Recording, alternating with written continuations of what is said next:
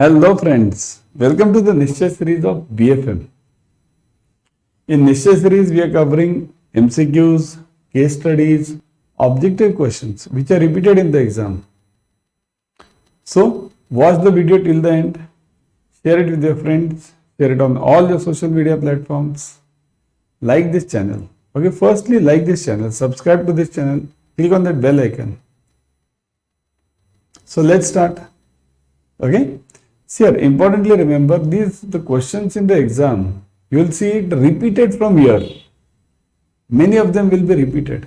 Okay. So let's start. Let's do objective questions first.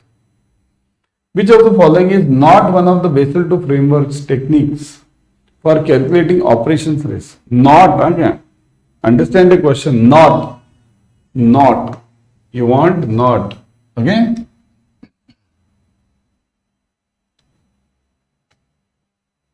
Not, this is what you want.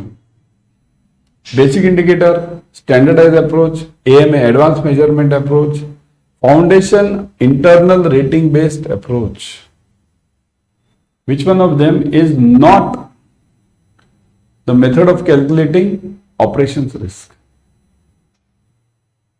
Let me see.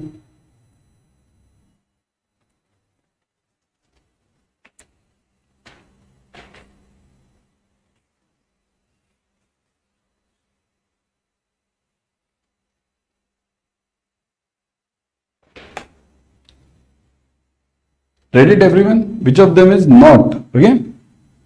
Not the method of calculating operations risk. Basic. So, basic indicator approach, it is there.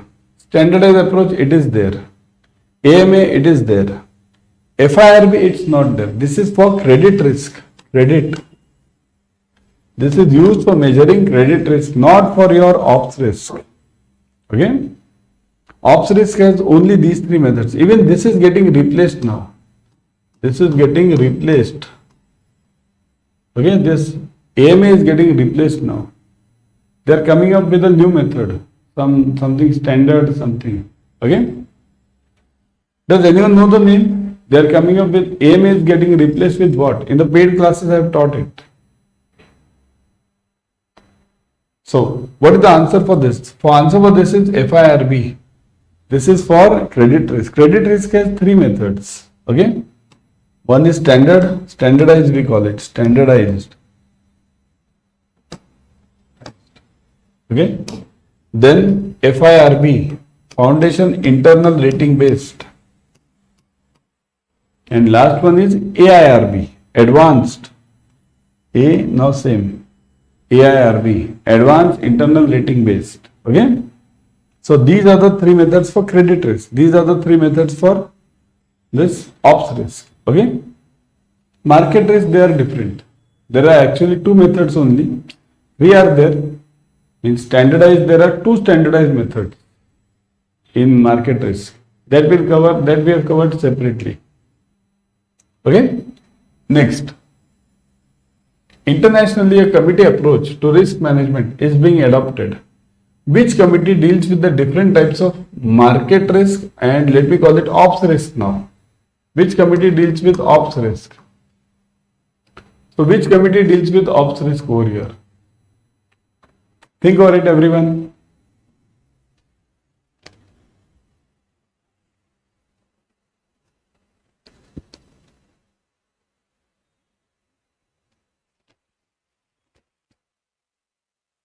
Yes? Ops, you want ops risk.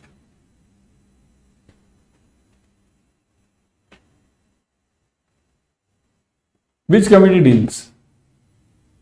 Is it ALM? ALM deals with what? ALM deals with market. It's called as ALCO, market. ALM deals with market. CRMC means what? What is the full form of CRMC? Comment section.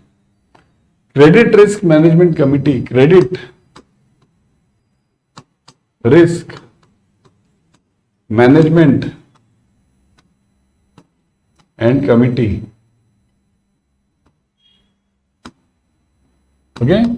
Credit Risk Management Committee. This is CRMC. Liquidity Policy Committee. There's no committee like this. This is totally out. Some bank can have their own internal committee. Means I can have a committee for bathroom committee. I can have a sweeper committee. And is this a risk committee? I can have 1,000 committees. What is internationally accepted? That's important, isn't it? I can have a committee on this canteen of mine. Anything. Internal you can have anything. Right? What is universally accepted? ORMC. ORMC means what? Same full form. Only it is OPS. OPS Risk Management Committee. ORMC. So definitely it will be looked on by this ORMC. Operations Risk. Right? Operations Risk is looked on by ORMC. Credit Risk is looked on by CRMC. Market Risk is looked on by ELCO. Okay? Actually, the framework is like this. Let me show you. In any bank, the framework is like this. There is top board of directors. Below BOD, you have RMCB, Risk Management Committee to Board. RMCB. This is a Risk Management Committee to Board. It directly supports the board in all the efforts. Whatever they want to do now, it is all done by RMCB. Below RMCB, there are 3 committees. These 3. ELCO, CRMC and ORMC. Below these 3, there are something called as support groups. They support these committees. Support. Okay, support groups. So this is the overall structure of risk management committees in banking throughout the world. Throughout the world, you go it in any country, the same structure follows. Names can be slightly different. Somebody can call this Credit Risk Management Committee as Credit Policy Committee. Somebody can call this Operations Policy Committee. Anything. Names can be different. What's there in the name? Shakespeare. Right? But function is important. Okay? Got it? Next one. So what is the answer for this? ORMC, right? Next. A bank sanctioned. Now this is a very tricky question. Everyone have a check on this. Read this first.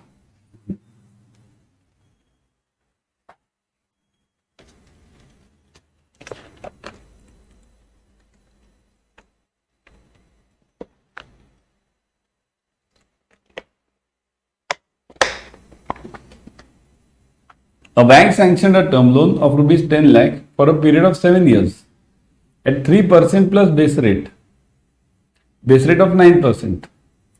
The funding of the loan is from a 3-year deposit at 7%. Up till now this is clear.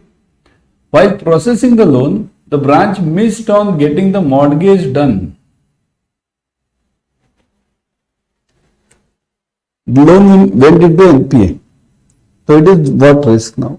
Now the loan has gone into NPA. There is always a very small tricky line in this question. Everything else is of no use to you. That bank sanctioned a loan of 10 lakhs for 7 years, base rate 9%, deposit is 7%. All this is crap. Question is really different. Question is only this, missed on getting the mortgage. Missed on getting the mortgage. You'll say, how can the bank miss on getting the mortgage before giving the loans? It happens. There are many cooperative banks who don't even mortgage. I have seen personally, right now, this year, it's not some old ages of 1990 or 2000. Today, there are many banks who miss out on taking the mortgages. This is what type of risk? The loan has went into NPA. So this is basically your ops risk, isn't it? Basis risk, reputational risk, all of the above, forget it, all these things. Operations, you have missed it, very simple. Why did you follow it? Who checked it? What was the checklist? Where's the checklist in this? Yeah? So these things have to be answered. Here, ops risk can be managed. Kindly note, operations risk in any bank can be managed if you have a proper checklist. You need to have a proper checklist. Okay. So, operations risk. This is the only crux of the problem. Remaining everything is okay. Now let's do some theory part. Operational risk here. Questions we did. Now I have reversed this time. Every time what do? We first cover the theory, then the objectives. Now we have covered the objectives first, now the theory. Let's see how you like it, isn't it? Operational risk. The risk of loss due to internal failures. In fact, I am having some questions. Don't think that questions are over. Few questions I will be still taking. The risk of loss due to internal failures, employee errors or external event. This is related to this earlier question. See this, missed out. Okay, that's why I have taken this over here. The risk of loss due to internal failures, employee errors or external events. Okay, means employee errors. This is an employee error. Then operational risk can include fraud, technology failure. So these are the other things which can be included. Fraud, technology, cyber security. Okay. Operational risk can be managed by improving internal systems, controls and training employees. Systems, controls, checklist here. Everything is checklist. Everything is checklist. If you have the checklist and follow the checklist, ops risk and credit risk can be controlled.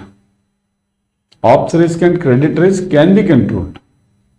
Market risk you can't control that much, but ops and credit can be controlled.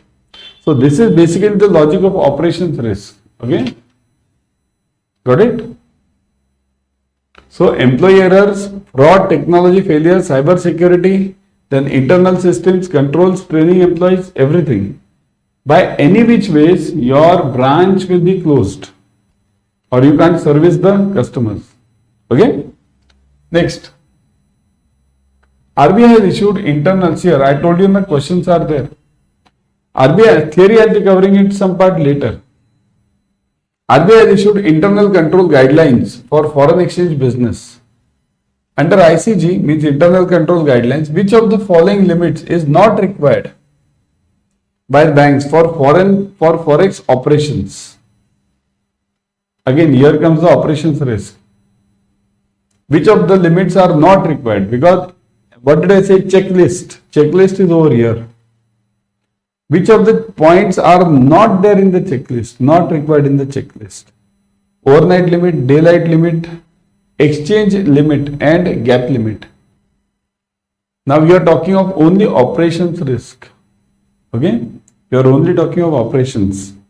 So which of them is not included in the operations risk?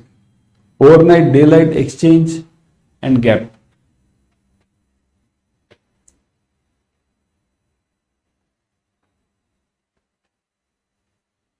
Yes.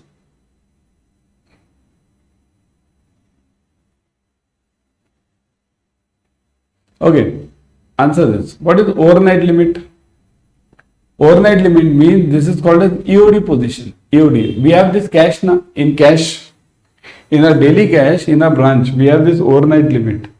We call it volt limit. Volt limit, right? Volt limit means this overnight limit.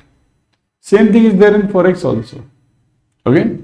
You have overnight limit or EOD limit for every dealer, every trader. Okay, you have overnight limit for every trader. Daylight limit means during the day, how much forex can you handle? Same thing is there in a branch also for cashier. Can the cashier tomorrow bring the whole cash from the vault and keep it in the teller area? No. There's a limit given to this person, daylight. Okay, so that is daylight limit. Overnight limit, exchange limit, gap limit. Now what is this? One of these two is not there in this operations, forex operations. Exchange limit, see here, exchange, forex, foreign exchange. So exchange will be there. So exchange limit is there. Foreign exchange limit for each currency is given. What is the exchange limit? Each currency, how much can you handle? Each currency. Okay. So that is exchange limit. I can have this much limit on dollar. I can have this much limit on pounds. I can have this much limit on Australian dollars. Okay. And what is gap limit? Gap limit is not the part of your operations. Gap limit is related to your this market risk. Okay. This is totally different from the forex operations. Got it? Gap limit means your mismatches, basically mismatches. Gap limit comes when you have mismatches in the maturities as well as in the amounts. Okay?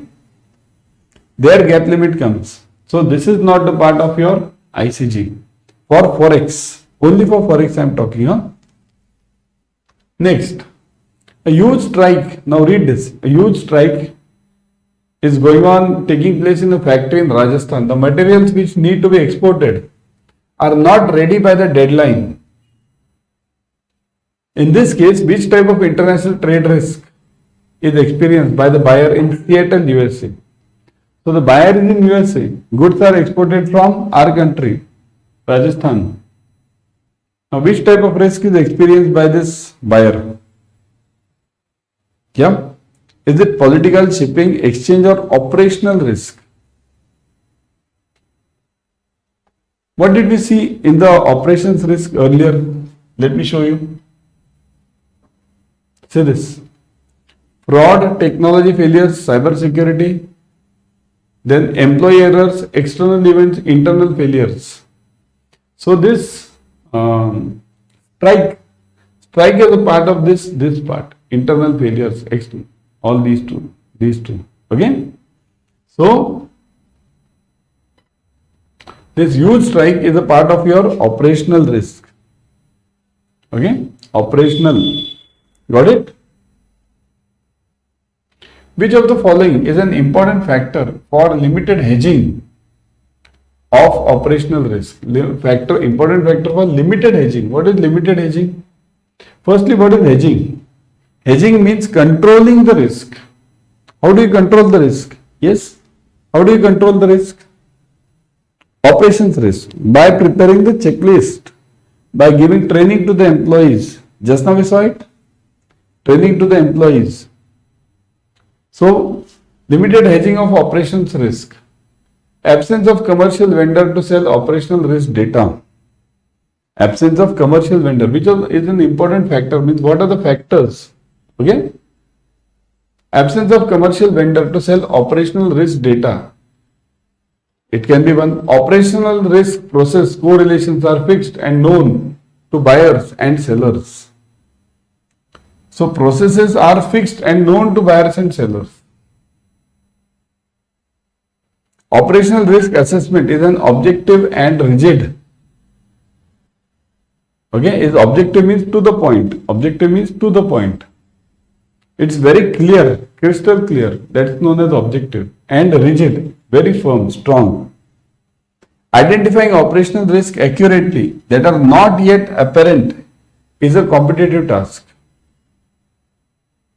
So which of them is an important factor for limited hedging? Limited hedging means controlled hedging, which will affect your hedging of operations risk or limiting of operations risk, which will help. Identifying operations risk accurately. This is correct. So this is true. Absence of, you want a correct factor. Huh? Absence of commercial vendor. If you don't have vendor, then what happens? You can do it internally. Why do you need a vendor? Operations risk is the internal part. So if you are a big company, then you will be needing vendor. Otherwise you don't need it. You need internal employees. So this is not the main factor. Operational risk process correlations are fixed and known to the buyers and the sellers. What happens by knowing to the buyers and sellers? Buyers and sellers, how will they affect the operations risk? Buyers and sellers are external parties. Operations risk is related to your internal system. Again, no relation. Operations risk assessment is objective and rigid. Rigid. Objective is okay. Objective understood. What about rigid? You don't change it. Rigid means once done is done. No changes. You can't have any rigidness in anything in life. You have to keep on changing. Okay? So, operations risk, rigid, not allowed. So the answer is this only, isn't it? Identifying operational risk accurately and that are not apparent is a competitive task.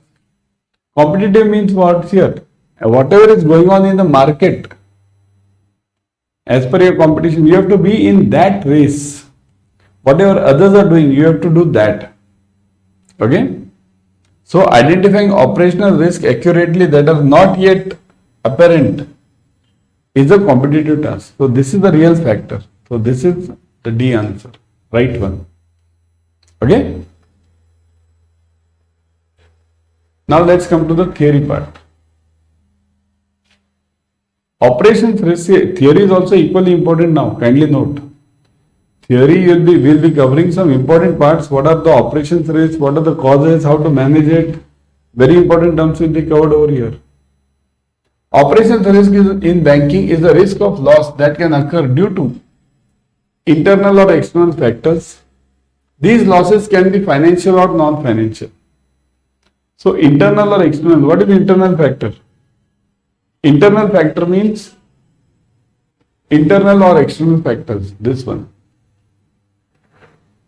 Internal means your employee factors. External means external is not related to market. External is related to your floods, dacoity, theft, terrorist attack. These are also operational risk. Okay? These losses can be financial or non-financial, both financial or non-financial. Non-financial means what? It is known as reputation, reputational risk. Reputation. Tomorrow, if in the whole banking world, the name goes that your banking software are very lazy softwares, very slow softwares. Tomorrow, if the whole world comes to know about some bank, what will happen? Will you go to that bank? If tomorrow you come to know that some bank software is very slow, it requires a lot of time, will you go there? Definitely not. So this is non-financial, directly non-financial. Sure, indirectly it will be financial only. If you don't go, it means what? You will definitely lose the customers, isn't it? So ultimately everything relates to finance only. Even reputation risk relates to finance, isn't it? What are the causes? Internal fraud. Very important. Many a time this problem arises. Internal fraud. Many times. Internal fraud. Majority of the frauds in the bank are somewhere related to some employee. Either intentionally or unintentionally. Somewhere they are related to the employee. So internal fraud. Okay? When the employees steal, embezzle or engage in other fraudulent activities, okay? Steal, rob, okay? External fraud, when there is third party, means actually employee is not involved. Third parties such as clients or hackers commit frauds. Nowadays this hacking system is very common, isn't it? So hackers are a major problem nowadays in online banking. That's why many of us say that no, don't do online banking. Fraud होते हैं बहुत, पैसा कहाँ जाता है मालूम नहीं पड़ता. We don't know. Somebody in America will steal your money. These things will happen. For that you have insurance also. Somebody steals your money, you'll get it back from the insurance company immediately. Okay? Systems and process failures. Systems not working, internet link नहीं है. You commonly see this ना in your bank. Link नहीं है. Sir, system क्यों नहीं चल रहा है? Sir, cash ले लो ना. Link नहीं है. I had seen in one bank, when one of the biggest banks, biggest private banks, I won't name it now. I went to the bank. Private banks, not nationalized banks. Private banks. I went there and link was not there. I told the cashier that, see, okay, link is not there, it happens. What you do, you take my cash, give me the slip, receipt, and you make the entry till the day end. Whenever link comes, make the entry. No. When link is not there, we can't take the cash. I said, what? Yeah, we can't take. How can we take the cash? What is the problem? Wasn't there cash transaction before internet banking or before computers? Wasn't bank working before computers? I called the manager. Manager was one step ahead. No, not at all. We have an audit requirement. Our audit has told so that you cannot take the cash. I said, oh my God, such a great news it's for me. I told him, give me the audit report. Show me the audit report. Okay, I told him one basic step give me. Give me in writing right now that I can't accept the cash because my systems are not working. Give me in writing. Let's see. Which audit will tell you to not accept the cash when the systems are not working? Illogical. It's in private banks. So don't think private banks are something better or something, nothing. Many a times everything depends on human being. Okay, what type of human being there it is we are facing. Okay. So coming back to the point, internal fraud, external fraud, system failures. Here, operations risk, every time it happens in the banking. Only the question is, how do you handle it? Link not there. So will you keep the customer waiting? If it is very serious, means that related to system only, then you can keep the customer waiting. You can tell the customer, let's see, so and so has happened. So that is force majeure, means beyond our control. Okay. Employment practices and workplace safety. This is also one of the reasons for happening of this ops risk. When the employees are discriminated, injured, labor laws are violated, this thing happens. Injured. Many a times there are attacks. You see mainly the attacks you see in hospitals. If some patient expires in the hospital during the operation or anything, people are very wild against the doctors. Injured. Same thing happens in bank also. If you make some error means something error happens due to systems or anything, and customer loses money. I have seen this experience. I have done this personally. I have seen the experience. There was a fight between the bank employee and the customer, and customer literally almost he kicked this employee in the branch itself. Injury. Why? Because of something was not done. Again, it might be due to anybody's fault. It can happen. Even the employees are so much stressed up nowadays. Sometimes it happens, but it should not happen. Literally, I'll tell you, it should not happen. Because we are being paid for the same. Okay, so it should not happen. But sometimes if it happens, and you shouldn't get on to these fights. No customer, no employee. Even from the employee side, I would say the same thing. So injuries, labor laws are violated. Regulatory compliances, when the bank fails to comply with the regulations, RBI regulations, SEBI regulations, IRDA regulations, anyone can fine you now. There are so many regulators, and bank is involved in so many institutions or the businesses now. Bank is involved in insurance, mutual fund, then RBI is obviously there, SEBI, share market, RBI is involved, banks are involved. So anyone can punish you today, compliance wise. Cyber security, this is the main problem which we are seeing nowadays, isn't it? When the bank cyber security is compromised means somebody steals the money. You see these Nigerian frauds. So now, before going, let me show you the new batches. Okay, go to Adda 24/7. Always I would suggest go through the app. In the app, you are getting 1% extra using the coin systems. 1% extra, directly you get it. So go to Adda 24/7, download the app first and then go for it. Go to Adda 24/7, say this. Click on JIB and CIB, say this, JIB and CIB. Okay? Click on CIB June 25. You will see the batches. Selection Pro batch.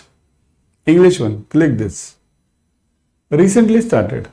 All the numericals, objective questions, case studies covered in the batch. Whichever is asked in the exam. Ebooks, mock tests, online live classes, best in class material, latest pattern, self-paced learning, device compatibility. Device compatibility means you be on any device. Android, iPhone, tab, laptop. And how to purchase this? Okay. Click on buy now. Put the code Y432.